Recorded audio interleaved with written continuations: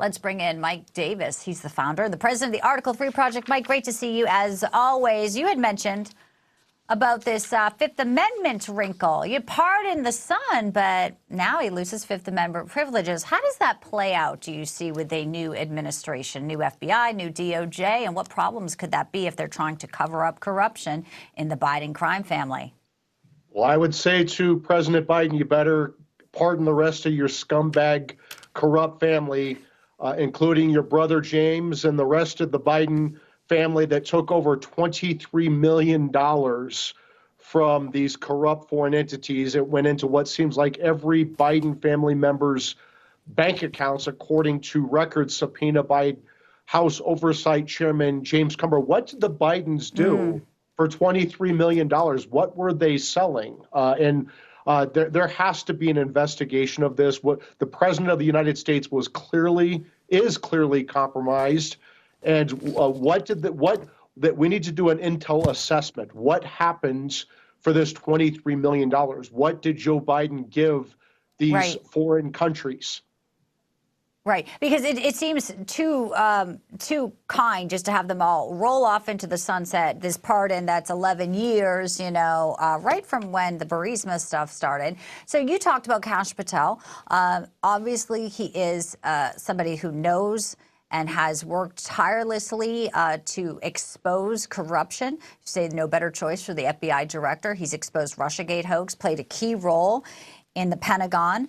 Contact your U.S. senators and tell them to confirm Kash Patel as our next FBI director. I like that message. Obviously, I'm a big fan of Kash Patel's.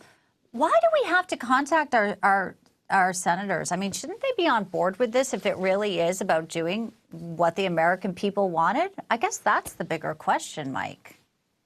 Because reptiles in Washington, D.C. seem to be the only reptiles on the planet without backbones.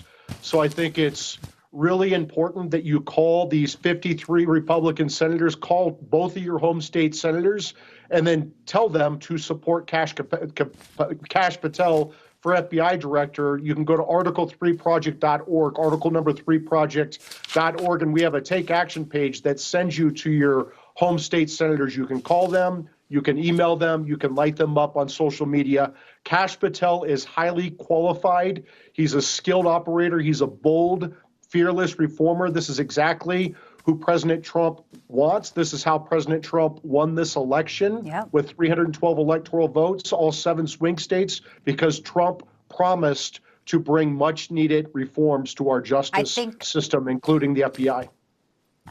I think the phone lines are lighting up. All right, so we got it out there. Thank you so much, Mike. Now let's talk for a minute about Adam Schiff, because this, well, in 2018, it was Congressman Adam Schiff who said, basically, if you pardon a son, this may be obstruction of justice. Here are his own words.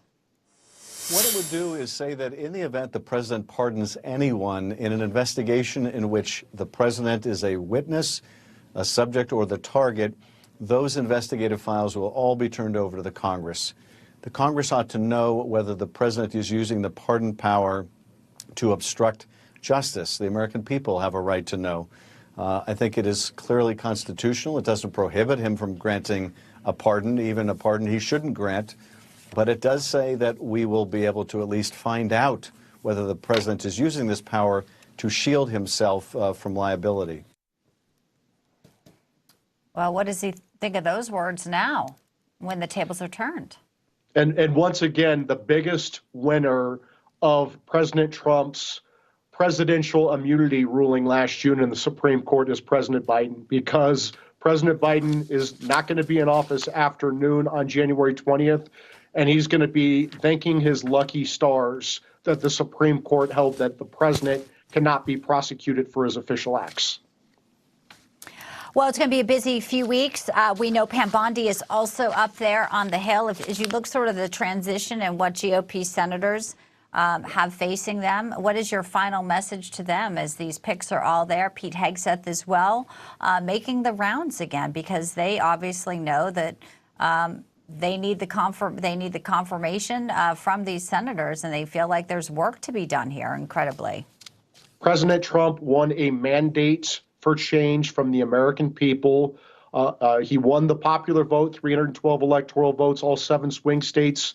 Senate Republicans need to get on board with President Trump's qualified cabinet picks. All of them are highly qualified, and unless senators can point to specific, clear, and convincing evidence that a pick is disqualified from personal misconduct, they need to move forward and vote for these nominees. We do not have a Me Too presumption of guilt.